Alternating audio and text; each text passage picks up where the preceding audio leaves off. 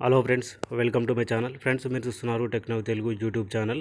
ఈ వీడియోలో మనము తెలంగాణలో కొత్త రేషన్ కార్డు ఎప్పుడు ఇస్తారు, 4 ఏళ్ళుగా ఆయా దశల్లో ఆగిన కార్డులు, పేదలకు దక్కని సర్కారు పథకాలు అని అయితే ఈ న్యూస్ మనకు పబ్లిష్ కావడం జరిగింది.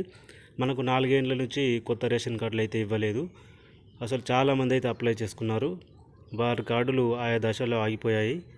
ఫ్రెండ్స్, దీని గురించి పూర్తిగా ఈ వీడియోలో తెలుసుకుందాం. ఈ వీడియో నచ్చితే ఒక లైక్ చేయండి. ఇలాంటి లేటెస్ట్ అప్డేట్స్ కోసం మన ఛానల్ని సబ్స్క్రైబ్ చేసుకోండి, పక్కనే ఉన్న బెల్ బటన్ కూడా యాక్టివేట్ చేసుకోండి. ఇక వివరాల్లోకి వెళ్ళినట్టయితే, తెల్ల రేషన్ కార్డుల కోసం రాష్ట్రంలో లక్షలాది మంది ఎదురు చూస్తున్నారు. గత కొన్నేళ్లుగా రేషన్ కార్డుల జారీని నిలిపివేయడంతో లబ్ధిదారుల సంఖ్య పెరిగిపోతున్నది. బోగస్ రేషన్ కార్డులకు ఏరివేత తర్వాత కొత్త రేషన్ కార్డులు జారీ చేయాలని పౌర సరఫరాల శాఖ ఉన్నతాధికారులు గతంలో నిర్ణయం తీసుకున్న సంగతి తెలిసిందే. అయితే అనుకున్నట్టుగా ఏరివేత తర్వాత కొత్త రేషన్ కార్డులు జారీ చేయకపోవడంతో రాష్ట్రంలో 5,63,139 మంది దరఖాస్తులు పెండింగ్లో ఉన్నాయి. దీనికి తోడు గత ఏడాది కాలంగా వెబ్సైట్ పనిచేయకపోవడంతో అర్హులు దరఖాస్తు చేసుకునేందుకు అవకాశం లేకుండా పోయిందని పేదలు ఆవేదన వ్యక్తం చేస్తున్నారు.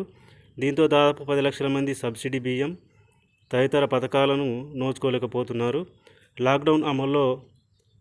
లాక్డౌన్ అమలుతో రేషన్ కార్డు కలిగిన వారిని ఆదుకునేందుకు ఒక వ్యక్తికి 12 కిలోల బియ్యము, రేషన్ కార్డుకు 1,500 రూపాయలు ఇవ్వాలని ప్రభుత్వం ప్రకటించిన సంగతి తెలిసిందే.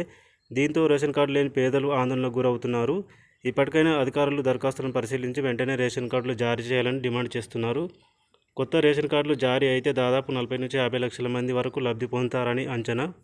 పౌర సరఫరాల శాఖ అధికారిక లెక్కల ప్రకారం కొత్త రేషన్ కార్డుల కోసం వచ్చిన దరఖాస్తులు 5 లక్షలకు పైగా పెండింగ్లో ఉండగా, తల్లిదండ్రుల నుంచి వేరైన వివాహిత జంటలు పెట్టుకున్న మ్యూటేషన్ కార్డుల విషయం కూడా చాలా వరకు పెండింగ్లోనే ఉన్నట్టు తెలుస్తుంది.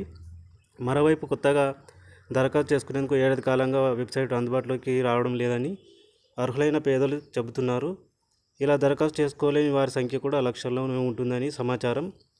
రేషన్ కార్డుల జారీ ప్రక్రియ నిలిచిపోవడంతో మొత్తంగా ఈ లెక్కన 10 లక్షల మందికి పైగా పేదలు ప్రతి నెల సబ్సిడీ బియ్యాన్ని, ఇతర పథకాలకు అర్హత కోల్పోతున్నారు.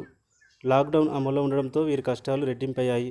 కొత్త రేషన్ కార్డుల కోసం దరఖాస్తు చేసుకున్న వారు అర్హులా కాదా అనే విషయాన్ని తొలుత ఆర్ఐ లేదా వీఆర్ఓ స్థాయి అధికారి పరిశీలించి ఆమోదం తెలపాలి లేదా తిరస్కరించాలి. ఆ తర్వాత సహాయ పౌర సరఫరాల శాఖ అధికారి, జిల్లా పౌర సరఫరాల అధికారి ఆమోదంతో పౌర సరఫరాల సంస్థ కమిషన్ కార్యాలయం నుంచి గ్రీన్ సిగ్నల్ వస్తుంది.